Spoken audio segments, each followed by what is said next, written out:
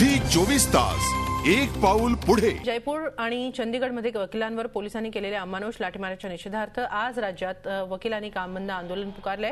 All India बार काउन्सिलने आंदोलनाची हाक दिली आहे। त्याला प्रतिसाद म्हणून राज्यभरातले वकील आज कामकाजावर बहिष्कार टाकणार आहेत। त्यामुळे आज संपूर्ण दिवस न्यायालयीन कामकाज ठप्प राहणार आहे। जयपूरमध्ये हे वकिलांचं आंदोलन सुरू होतं आणि त्यावेळी त्यांच्यावर लाठीचार्ज करण्यात आला।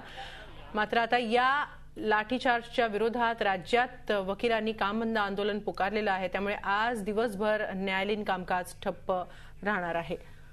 आपल्याबरोबर आहेत उदय वारुंजीकर, कायदेतज्ञ। आपण त्यांच्याकडून त्यांची प्रतिक्रिया जाणून घेऊया। उदयजी, काम बंद आंदोलन वकिलांनी पुकारलेलं आहे। मुळात हा जो लाठीचार्ज झाला जयपूरमधल्या वकिलांवर, त्या आंदोलकांवर, आपलं काय म्हणणं आहे? वकिलांच्या ज्या अनेक मागण्या होत्या त्या अनेक वर्षापासूनच्या पेंडिंग होत्या।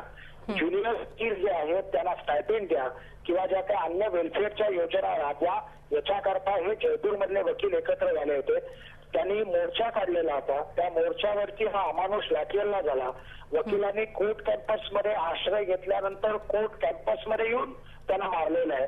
अश्वधुराच्या नळकांड्या फोडलेल्या आहेत आणि पाण्याचा पण वापर केलेला आहे। सुमारे 75 पेक्षा जास्त वकिलांना हेड इंजुरी झालेली अशी आमच्यापर्यंत बातमी आहे। त्यामुळे बार काउन्सिल ऑफ इंडियाने जो ठराव दिला त्याच्या पार्श्वभूमीवरती महाराष्ट्रातली सगळी न्यायालयांमध्ये हा प्रोटेस्ट चालू आहे।